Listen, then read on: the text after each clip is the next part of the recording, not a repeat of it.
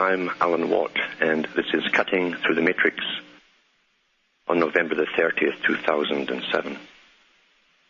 Newcomers, look into my website, cuttingthroughmatrix.com, and download as much of the free talks as you wish, and pass them around to other people. And also, for those who speak in the various tongues of Europe, look into alanwattsentinel.eu for transcripts you can download in the various languages which are used in the world today. And there's more to get added to that too shortly.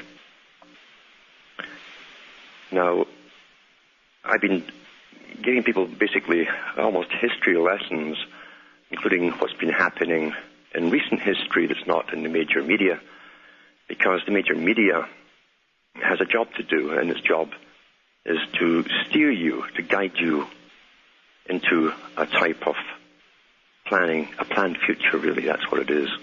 A planned future which we keep fairly quiet about, but it was designed a long time ago, in fact, by very big foundations and organizations intermeshed with high governmental bodies and your secret services, those characters who run about spying on people and so on, but they're really the guys who take care of them, who look after them at the top, because you must always try and hold on to power. And that's what it's all about, is holding on to power and ensuring that the same people who have power today can pass it on to their own grandchildren down the road. That's how it's done, because society just doesn't evolve. And we can go into the history of this when we read the big writers that came out after World War I, and science fiction began to get pushed heavily for the first time. In the 1800s, science fiction was being funded by foundations and often backed by people like Rothschild family in England, who paid authors to write along certain lines that would steer the thinking of people, so that eventually, when these things actually happened in life and became part of culture, things they thought were impossible at one time, they'd adapt to it very quickly, thinking it was quite a natural progression. And that's called predictive programming. It was taken over by the high establishments of Britain and heavily funded since World War I. And it still is today. And shortly I'll be reading a book that is published, probably the first one of its kind, which goes into the culture creation industry, admitting that the CIA and MI5 and 6 and other organizations gave us the whole culture of the 20th century. They funded all sides of cultures, of political parties, and steered us to where we are today. Now, whenever anything is released to the public to buy, to purchase, to use at home, it's technically obsolete.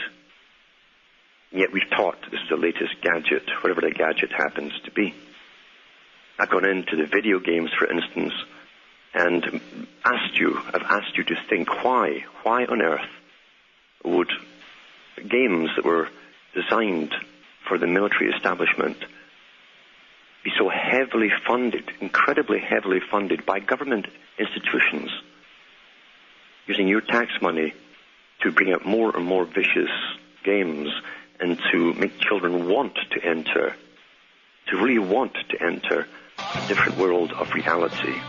I'll be back with much more of this after the following messages. Hi folks, I'm Alan Watt, and we're cutting through this matrix. It's very important we cut through now because we're going into it big time. And I have a feeling that once into it, most people will be just like the characters in the Matrix movie. They'll think that's real life. They won't know the difference. The transition won't be that gradual enough, but they'll actually go into it. And they're aiming at the young, as I say, always at the young. And in many of the writings put out by Aldous Huxley and others, they talked about creating a world. This wasn't Huxley's idea. He just worked for this establishment that planned this future. But he said that most people are unhappy, therefore we'll make them happy. We'll give them a type of Big Brother type society where everything's taken care of for them, and we'll use drugs and so on, and various scientific methods control the people and keep them happy, keep them ordered. Because the greatest thing they fear at the bottom happens to be independent thinkers. They're not worried about weaponry because they have such high-tech weaponry at the top and chemical weaponry and various types of weaponry. They don't worry about weapons at the bottom. Everything you have is obsolete. So, but they really care about thoughts that can spread like wildfire. That's important. So they want to extinguish those with that fire inside them and bring everybody into a matrix-type society with use of drugs and psychological techniques and advanced sciences. And here is where the games are going, the games. And this is from the Sunday Times to do with the virtual reality games. Now remember, as I say, everything that's given to the public went through the military establishments first. Anything that could be used to change or alter society in any way at all in culture is tried, tested, and approved, and when we get it, it's almost obsolete. They're on to the next phase. So this is the Sunday Times, November 25th, 2007, and it's in their news tech and web news gadgets and gaming section. This is by Alex Pell and Christopher Goodwin. It says, think carefully before you answer. It's a device that is capable of reading people's minds, fact or fantasy. We knew you'd say that, but scientists at an American laboratory have been brainstorming the same question for more than 5 years and have come up with a mind-blowing different answer. They call it Epoch. When it is launched early next year in Britain and the US, it will probably be known simply as the mind-reading helmet, capable supposedly of knowing what users are thinking. The device is being hailed as a revolutionary breakthrough in the way that humans will be able to interact with computers. This is the interfacing. We're getting everyone trained to go into the interface, but the young will adapt to it very quickly, and then the next bunch will go even further. Its implications are massive, opening the possibility that one day people will be able to control everything from light switches to the cursor on their computer screen by simply thinking about it. Yeah, but they don't tell you that you won't be programming it. Someone will be programming you. However, for now, the technology will be used as the ultimate gimmick to play computer games simply by thinking your screen characters into action. Emotive systems. Now, emotive, it refers to emotion, and there's more to this I'll go into later. The San Francisco company that has developed the technology says Project Epoch could mean the end of joysticks and keyboard bashing. Instead, game players will be able to visualize a move in their head that will move, and that move will be replicated on the screen in front of them. So, for example, Harry Potter could be ordered to cast exotic spells, or a Jedi might exert the Force to fling his enemies around, all through the willpower of the gamer with no buttons pressed. And they go on to tell you more about how this actually works. It's the fact that such an advanced system has been developed for something as apparently frivolous as computer games should come as no surprise. The industry is one of the most innovative and competitive, with each company attempting to move a step ahead of its rivals. That's nonsense. They all get the same technology at the same time at the top. It's given to them through cutting-edge technology. Witness the success of the Nintendo Wii with its wireless computer or controller that reproduces physical movements on the screen and has resulted in a huge sales surge. The industry is also one of the biggest. Sales of computer games and handheld consoles have exploded over the past 5 years, with some analysts predicting it could soon be bigger than Hollywood in terms of turnover. Then they go on and on about the cost and the factors and so on. So how does a helmet work? In simple terms, it relies on the fact that every time a human thinks about something, electrical impulses are triggered in the brain. This has been known for years in the medical world and is the basis of an electroencephalogram, the EEG, the technique that measures the electrical activity of the brain by recording from electrodes placed on the scalp. Now, this is interesting because, you see, there's also another article came out at the same time. This one is using EEG technology, electroencephalographic technology. But what I mentioned about a month ago was that the Pentagon and the British counterpart had also set up virtual worlds with every human being that's registered in these virtual worlds. And they're gathering data on your personality. Now, here they're going a step further. They'll get much, much more. They'll get your brain pathways, etc., how you think as an individual, and that will be added to this virtual world, this matrix they're setting up, you see. And even though this one here is using EEG technology, there's another one coming out which is using ultrasonic type technology to go even further and try and record the pathways of your brain as well. Now that's going into what they call engrams. Engrams are pathways where your memories, etc., are stored. They want a virtual copy of you. That's what's coming. And this is what all this is for. It's nothing to do with them using little Johnny. It's about getting to know little Johnny better than he knows himself.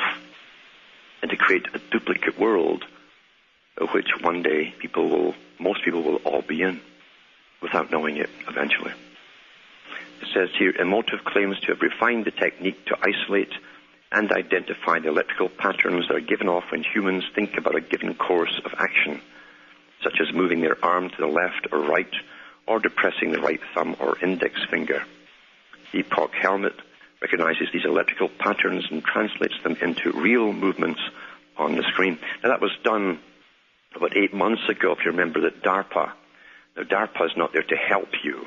DARPA is a big part of the National Security Agency and to do with Homeland Security, and they gave a PR blurb out on the media when they said they'd put a chip in a paraplegic's brain that allowed him to send emails to people by simply thinking about it. So here you go. There's no competition here. Everything's already done at the top and dished out to the ones down below. It says to look at the helmet resembles nothing so much as a novelty head massage gadget with several spidery arms curving around the head and meeting at the top. The arms are fitted with a total of 16 sensors positioned so they are in contact with the relevant part of the head and pick up electric signals in the brain.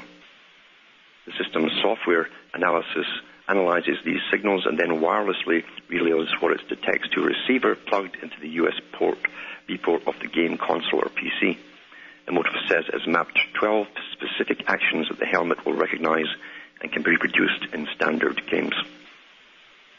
Now, you know that back in the 90s, in 95 I think it was announced in all major media, definitely here in Canada, that all communication devices,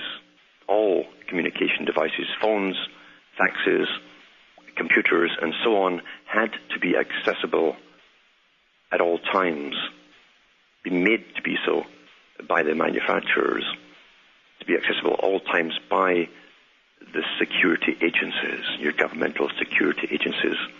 And there's no firewall sold to the public or any other gadget that will stop them having access. They're built that way with back doors in them.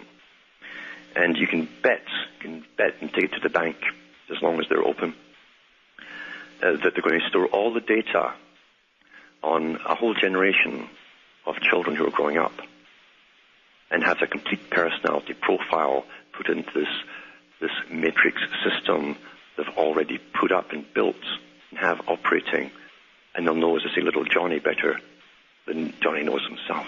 Predictive programming indeed, because for total control in the world, everyone must be completely predictable, getting to know you, indeed. So that's the world we're going into at a gallop, not by chance, not because they want to entertain you, not just for bucks at all, no. It's to control a society, to do with control.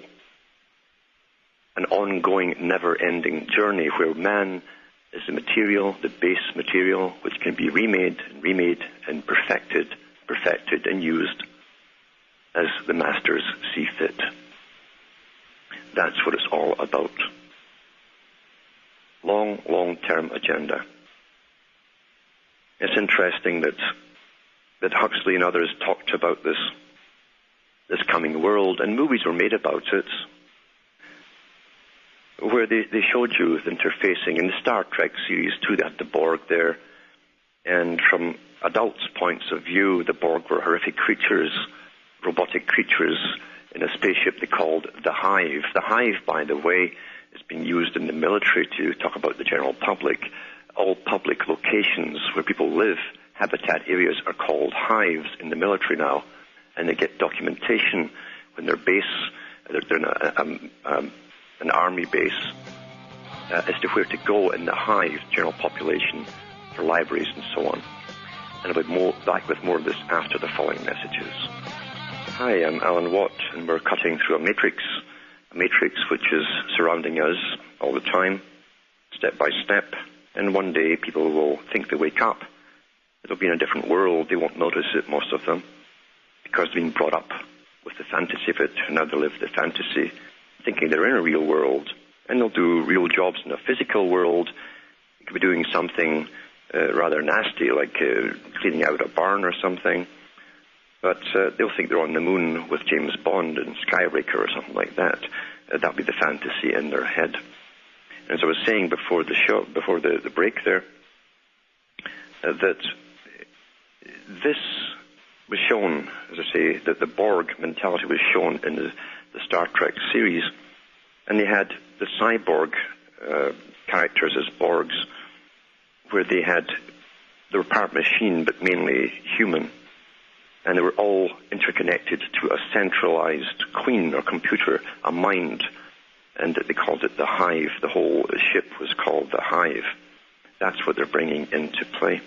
Now, if they can map your psychomotor patterns for the uniqueness that is you, remember, they can then reverse that flow and command your brain to act in certain ways, and you will get up and walk, maybe walk to where they tell you to walk to, maybe walk into a police cell and sit down, and you won't even know you've done it. And that's where it's all going, you see, the controlled society. Quite something. And people will flow into this without even noticing. Most of them won't notice. Many will actually enjoy it because they enjoy entertainment, enjoy fantasy. And they won't be able to tell the difference anymore. They're almost at that stage today.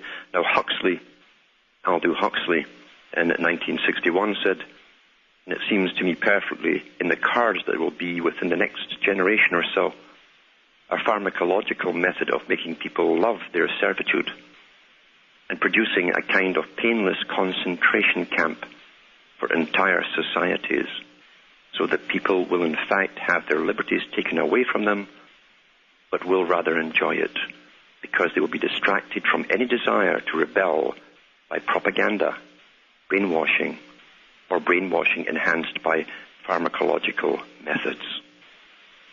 That kind of ties in with a statement that Mr. Rockefeller made when he talked about coming catastrophes and so on. And when he was asked about the people, how will they behave, he says, they'll come to us with perfect docility. Absolutely certain that they would. And no wonder, because we're all being drugged at the moment with all the spraying, and we're getting dumbed down by 1,000 different methods the general public are unaware of. Now, we've got Dan from California on the line. Are you there, Dan? Hello, hello. Hello. Yeah, go ahead. Yeah. Boy, it's great to talk to you. And, your subject is right on. I'm a video game developer from California. And when I started at Atari back in the 80s, we always used to joke because Atari was right across the street from Lockheed Missiles in Space. Coincidence, eh? And, we made games like Missile Command and Battle Zone, and we always used to joke that, there was a secret tunnel between Atari and Lockheed, and if anything ever happened, they just hooked these kids up to these games, and the gamers would control, these devices at Lockheed. We thought it was a big joke. Yeah. So the last game that I worked on was Call of Duty 4, right? It's for the Xbox 360. It's one of the biggest games out there. This Call of Duty game. I can't even believe, I'm listening to your show, and I'm working on the game, and the game's, a first-person shooter, all takes place in the Middle East, you know, with all of these overtones, all the overtones and political overtones that you can think of coming from the Middle East. The propaganda. And, you know, and just by, you know, and the server that we're working on, the whole game, it's called Huxley 6. Oh, really? You know, I mean, I couldn't believe it. And just before the game starts, on each of the intro levels, they have little quotes. And quotes from who? Bertrand Russell, Plato. You know, I'm surprised they didn't throw in Albert Pike. You know, he'll come down the road. Yeah. I couldn't believe it. You know, I'm listening to your show, working on this game, and as we're working on this game, we're getting a parade of these politicians coming through. Yes. The mayor of Los Angeles, you know, the governor, you know, Arnold Schwarzenegger's coming to the company to see how the game is doing. Yeah. I mean, this is a game. It's very important. It's very important to the ones at the top, and it's not the only company that's giving me information. They're doing this to all the major ones because they don't know it, but they're all working together. They're all working together because information is fed to higher levels and then fed down to you. Well, I never wanted to believe this. I always defended video games, that they were outside of this, of the control of that system. You know, but this last game, I mean, parts of the game just made me sick to my stomach. You know, playing it triggers all of those psychopathic, you know, psychological triggers. Mm-hmm. You know, you don't get points for staying alive. If you just survive, you don't get points. You get points if you kill. Yeah. You know, it's designed this, and, you know, just the effects of the game was just, you know, it was just wild, you know. Yes. Anyway, you know, I was so shocked at you know, making this game and listening to your show, and I bookmarked your, you know, Cutting to the Matrix show on all the computers at the, you know, at the development company. I won't say the name, but everybody knows Call of Duty. If they're listening to your show, you know, they're going to be, you know, affected by that game. And I guess my question is, you know, you get all this stuff coming at you. Yeah, hang on, and we'll finish this after the next break. Thanks. Hi, folks. Alan Watt back with Cutting Through the Matrix, and we're talking to Dan from California, who's involved in the making of some of these types of games, and you had a question you wanted to ask. Well, I guess the question is, you know, I've been listening to this show for a while, and everybody calls in. You know, you have all this information about everything that's coming down. It's all true. You know, people ask me, where's the future of video games going? I say, go to cuttingthroughthematrix.com, and you'll find all about, you know, you'll learn all about the future of gaming. And people want, you know, like, the question is, well, how do we stop this? What do we do about that? Mm-hmm. You know? And as I began to think about that, I thought, okay, well I'm going to study karate, you know, because we got the Blackwater guys moving in right down the street from us. Yeah. You know, so I'm like, okay, well, I got to get my kung fu together. And then thinking, well, these guys got bulletproof vests and M16. You know, you better start going to the firing range, right? So then you start going to the firing range, but, you know, in order to fight these guys, you know, you have to shoot first. Yeah. You know, you can't wait to countershoot. And see, this has been the problem all down through the ages. You always get the people at the bottom fighting the organized army from the people at the bottom, because they're just the offspring of us, you see, who are trained and brainwashed. And the guys at the top sit back and laugh at this because they don't take part in the actual physical stuff. But what they do need, and this is the big trick to everything, they need us to acquiesce to everything they want us to do in the society that they lead us into. And so, in other words, they need our permission. In fact, they want us to be enthusiastic about going into this brave new world. And we've got to start and turn around now in our private lives and start saying no to different things that they demand from us, regardless of how many people in the majority go along with it. Those who have functioning brains have to use them and simply say no. And you'd be surprised how that starts to grow. Most people are followers. I mean, when they see someone standing up and saying, no, that's enough in this particular direction or that direction, then they feel a bit more courageous, and they'll change allegiance to those who are standing up and saying no. And that's what we must do in a peaceable way, because they need us to acquiesce to every part of this agenda, or they lose it. Well, that's the big question. How do you fight the psychopath without becoming a psychopath? You can't just become one, and you must use the traits they don't have. They don't have love for their fellow man, for instance. So you have to be real with yourself. And if you truly feel the caritas, as they call it, for humanity, you must show it and let people know. And what was that word? It's all right to show it. The society that's been created has made us isolated, and so we're afraid of showing how we feel about other people. It's time that we regained that and brought it to the surface. Did you say caritas? Yeah, it's love for your fellow human, basically. Yeah, well, there's a lot of, I'm pretty, it's pretty scary to love one of these Blackwater guys coming through and saying, you gotta have the chip. Oh, I'm not talking I'm talking about the general public that you want to help, not these guys. These guys are conditioned, and when they've had enough slaughter and all the rest of it, it's only then the shock sets in and they go to pieces. That's what conditioning does. It's very scientifically done to them.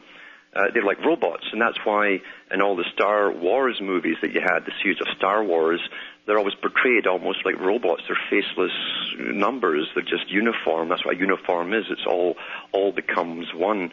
They're not individuals anymore. They're uniformly made. So you've got to bypass them and go to the ones above. And it's the ones who lead them and demand that you give allegiance to this system that you must stand up to and say, no, we're not going along with this because we know what's happening. These are the guys we must go to. The soldier at the bottom has got to be bypassed, or you simply have the guys at the bottom fighting the guys at the bottom, as always. Yeah, you're really starting to go beyond, you almost go into spiritual, occultic type of, like a war that's happening, beyond the physical sometimes, I think, We're in it. There's more to humanity than at least there used to be for most, than simply the basic instincts. And they can be brought out again in people, too. We see this in times of real disasters, not the man-made ones. People naturally want to go and help each other. They do that naturally because it's a survival instinct. By helping others, you help yourself. Yeah, I think you're absolutely right. That's the only way with this kind of humane type of, this kind of empathy that you talk about on your show as almost like a weapon against a psychopath.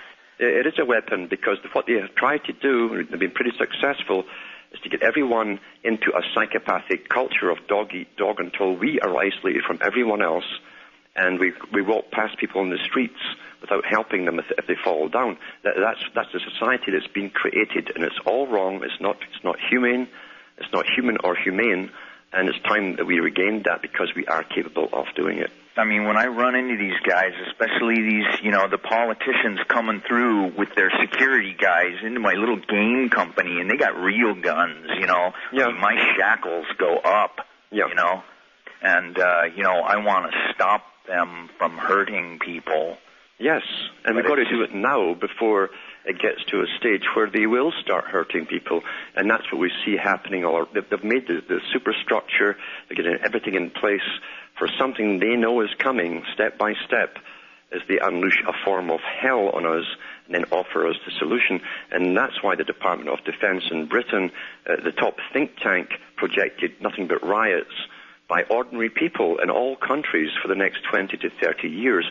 What on earth do they have planned that's going to cause such chaos? Well, this is a 100 years war, according to Rumsfeld and others, and they plan to have their whole brand new system of the new Borg all complete by the end of that 100 years. So we've got to say, no, we're stopping it right now. That's enough. Sometimes it makes me sick that I've been part of this. I made these games.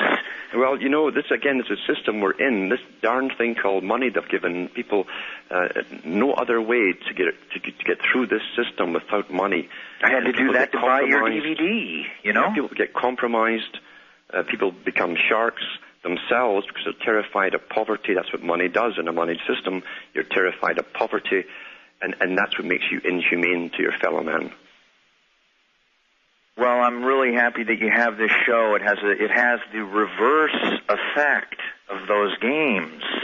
Yeah. When I listen to your show, somehow I calm down, and I begin to think differently and read differently, and it's deprogramming, and that's what we need is lots of deprogramming to regain that which we're capable of having. It's innate within us. It's time it woke up and regained its right in this world. Yeah. Anyway, I hope a lot of my coworkers and are going to your website and looking at it. Because we're in the belly of the beast. Yes, and a lot of people are compromised, and a lot of people are going through problems at the moment with their conscience as they understand what they're actually involved in. Yeah. So thanks for calling. Yeah, thanks. Bye now. And we've also got Steve in Ontario. Are you there, Steve? Alan. Hello, Steve. Yes, I'm here, Alan. Yeah, can you go ahead? Good evening. And another example of what I think would be predictive programming. I know you touched on this last weekend. There's a game called Shattered Union, which is forecasted in the future. I think it's probably about 2015 or somewhere around then. And it talks about terrorism in the U.S. and martial law is the theme of the game, and how some of the states seceded from the U.S. Very interesting just to go to, if you were to search on Shattered Union, and you could see flash videos of the video game. I think it came out about a year ago. Yeah. And it's almost like I said, a predictive program of what may be to come, which is interesting. And it may be a game that was released from some of the big game developers. Yes, before that even came out, some years ago, there was a movie came out. I think Bruce Willis was in it. And I never went to see it because I knew exactly what it would be all about. And sure enough, it was a lockdown of an entire city by the military long before 9/11 came along. And it was getting everyone ready for what was happening today with the military in charge and martial law and all the rest of it. So this is all of these things together are parts of the same predictive programming, so that the generations who grow up in it, you realize that shortly young people will think it's always been this way, that you go into a subway and there's guys there with machine guns and all this and searching people. They'll think that's the natural way because it's all they will know. It's all they will know. And that's why we have to stop this now before that generation gets to that stage. Because once that's happened, the following generation, it will be even easier with them. That will be the natural, being searched and scanned and all the rest of it everywhere you go. And that's what they intend to do. And they're on their way. We've got to stop it now. And it's all predictive programming that they're giving these games out to the children, getting them ready for it. And they'll think nothing of it. It'll seem quite natural as we go into a totalitarian form of existing. Mm-hmm. Hello? Yep, I'm still here, Alan. Yeah. I have another question, but it'll steer you off topic, so maybe I'll call in another show. Yeah, you can go ahead. There's time, I think. Okay. The 3 stars pointing to Sirius, December 24th. Yeah. One thing I would like information on. I've been trying to do my research on this. The rise of the sun, which basically is parallel with the southern crux, which is not seen in the northern hemisphere. Yeah. I can't find an accurate answer to that. If you can maybe talk about that in a later show. Yeah, well, with the 3 stars of Sirius, and I thought it was 10 years ago, and I know there's even videos out now with that in it, although they got some of it wrong. But that's the 3 wise men, of course, you see. Right. And 2,000-odd years ago, there's a perfect alignment of the 3 stars, and Venus was there in the middle of the horns of the moon, exactly at midnight on that particular date in December. And that's where that came from. The rest of it is the dog follows, which is Sirius. So the three wise men 2,000 odd years ago were following, it was actually Venus, and that's the belt of Orion. That was a perfect alignment, and it only happens every couple of thousand years. But Sirius follows on, and in Egypt, Sirius heralds the coming of the floods of the Nile that brings life to the land and brings down all the rich soil in its water that nourishes the land all the way from the mountains of Uganda. And so at that time of the year, too, Orion would rise, and then Sirius was seen in the morning rising up towards the sun, trying to become bright as the sun, they called it, so they had little allegories about him. And then he was overcome by the sun. But does the Southern Crux fit in here, or is this maybe some misinformation that's been out there? Yeah, in midwinter, remember their winter is a different time, but in midwinter, the sun goes, as usual, east, round southwise to the west again, and in midwinter, it would appear to hang there in the early morning, and you still see the Southern Cross there. So the god, the sun, the S-U-N, the son of the sun, or S-E-N in Egyptian, would actually hang on that cross for 3 days before, and would never go further to the north and west. And after 3 days, he started moving up again, and that meant that the midwinter was past and life was coming. He was born again. And sorry, just quickly, where would this be visible when you would see the Southern Crux? You would see in parts of below the equator. Okay, I see. Below the equator. Okay, thank you, Alan. That's it. Okay. Bye. So that's the world we live in, where knowledge is hidden, and most people go through their lives having extraneous knowledge, trivial knowledge, and conditioning. And sure enough, as Brzezinski said, their topics of conversation are given to them on the previous night's news, and that's what they talk about at work the following day. They talk about affairs in Hollywood and the stars, not realizing there's whole departments of propagandists just churning this stuff out. It doesn't matter if it's true or not, as long as you eat it up and talk about it. It keeps you from thinking about real things, or even your own personal life, or what life is, or what happiness really is. We're told in a commercial system happiness is having it all, which is an impossibility. In fact, if all these things you buy worked out as the ads tell you, you'd given up buying long ago because you'd be so darned happy. There's nothing. How happy can you become once you're happy and exuberant? You can't go any higher. Now I've got John from Texas on the line. Are you there, John? Yeah, hi, Alan. Yeah, go ahead. Yes, I have a real quick question I wanted to ask you, and I'm going to hang up and listen. Yeah. I heard you say on an old blurb that they may have taken something out of the book, The First Global Revolution. Yeah. And then on the Google, apparently on Google there's some free books, and the caller got in touch with me and noticed that 30 pages were missing. And they hadn't even hidden it. They just ended at a certain number and 30 pages on resumed. So be very careful when you look up some of these email. Try to get a used copy. Yeah, you can still get used copy, but understand when I got mine, I got it used for 75 cents. And whenever I mention books, they suddenly just go shoot up in price as people go and get them. Someone complained they're up to $80 now for a copy. I just got Ghost in the Machine. I paid $56 for it. Really? Yeah, but I mean, it's not the money. I mean, I really want to be able to try to convince people. That's why I'm buying all the books that you recommended on all your blurbs. Yeah. Because I've been writing them all down, and I'm just trying to. I'm not checking you out. I mean, I believe I believe what's going on. There's no doubt in my mind about it. No doubt at all. Yeah. It's just that I'm looking for good information to put forward to put in front of people's faces and say, here, read this. Yeah. And my one last question is, and I'm gonna go hang up. And before I do that, I like to say I really appreciate everything you're doing. And my question is I'm halfway through the book, The Grand Chessboard.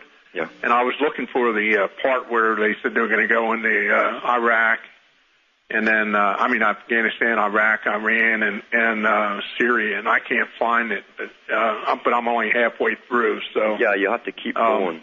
And you'll find, too, it's scattered. They don't sit down and... You see, these things are written for the exoteric and the esoteric. Yeah. And so for the big boys who are involved, they know it's like reading the Bible. You have to read through all the boring stuff where you're almost falling asleep, and then you catch something that's important. That's how they write these kind of books, where actual laws or real details are put in there. Or you'll find a politician's memoirs or something, or some high bureaucrat. They tuck it in amongst the boring stuff. We'll be back with more after the following messages. Bye. Take care. Bye. Hi, Alan Watt with Cutting Through the Matrix. And, yeah, another place to find the countries that they wanted to go through, if the website is still up, it's the little club that was formed by those who are in power right now in the U.S., at least who appear to be in power, and that's the Project for the New American Century, because they also went through different countries they wanted to get involved with, shall we say.